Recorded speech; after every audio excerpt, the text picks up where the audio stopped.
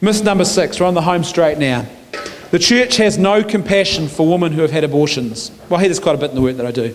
Let me start by saying that the church has nothing but compassion and empathy and love for the women who are caught up and who are victimised just as much as the unborn child is by abortion.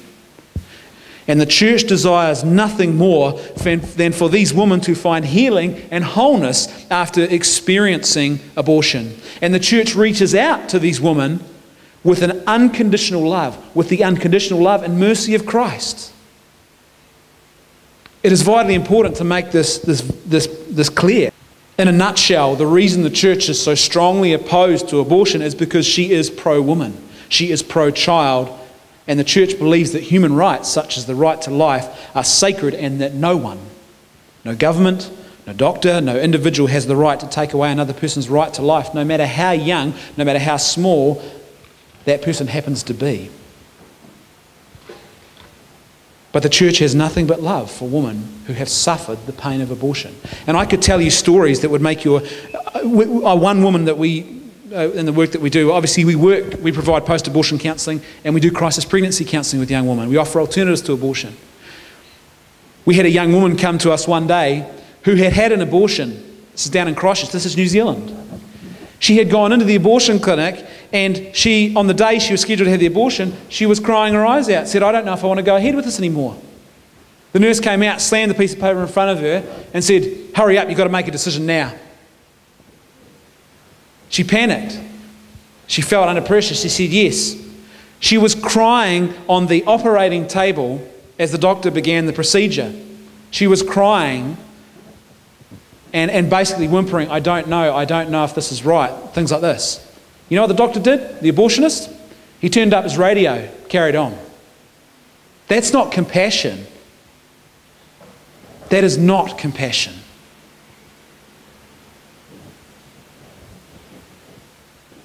Myth number 7.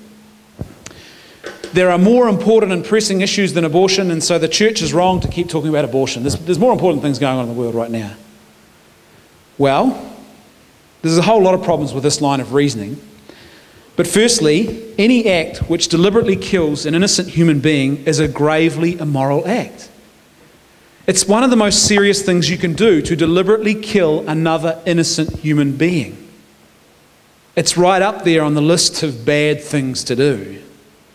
It's not like, oh yeah, you know, it's kind of like forgetting to put your recycling out. No. Killing a human person, forgetting to recycle, you know.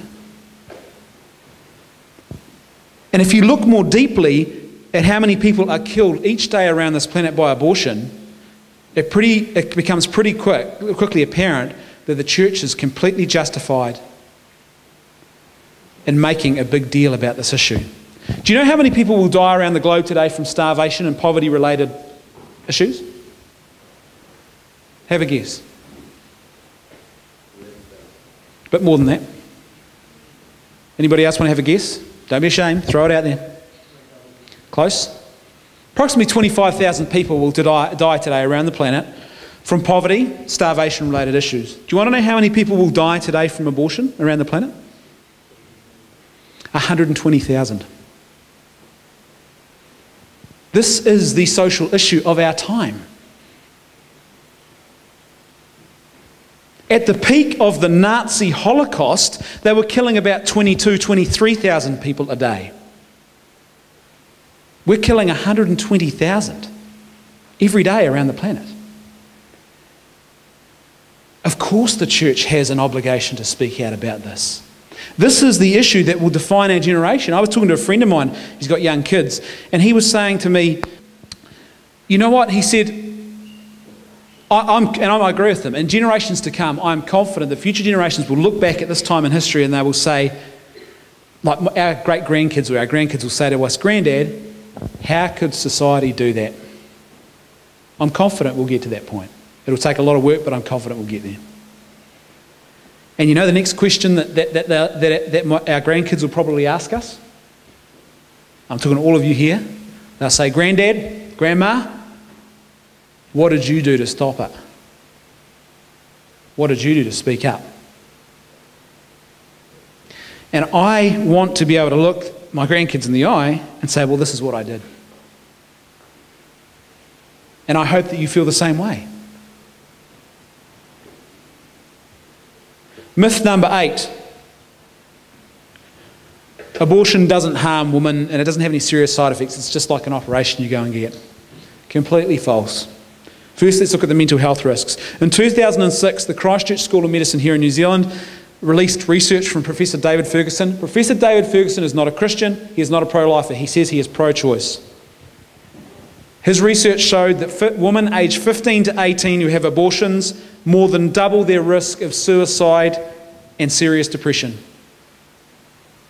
A research paper published in 2005 which studied the entire female population of Finland for 13 years found that compared to women who had not been pregnant in the previous year, women who had had abortions had a suicide rate that was 6 times higher than women who had not given birth. Than women who had given birth in the previous year. And the suicide rate of women who had abortions was double that of women who had had miscarriages. These are just 2 studies in a growing body of research, there's a lot of other papers too, that show that abortion is linked to serious depression, suicide and other mental health problems in women. Other studies have shown a link to increased drug and alcohol abuse, intimacy and relationship issues, sexual promiscuity and eating disorders. And we've seen this in the work that we do. I could tell you story after story after story. While I'm up here, I have the privilege of recording an interview later in the next couple of weeks with 2 different women who are willing to share their stories that they had abortions some years ago. One woman had 1 abortion. Another woman, before she came to Christ, had 3 abortions. And they're going to put their stories on film so that we can get them out and share them with other people about the true horror that they suffered in their lives because of abortion. Then there are the physical risks. Approximately 10% of all women undergoing elective abortion will suffer immediate complications, of which approximately 1/5 are considered life-threatening. There is an increased risk of endometriosis. There is an increased risk of cervical cancer, ovarian cancer and liver cancer.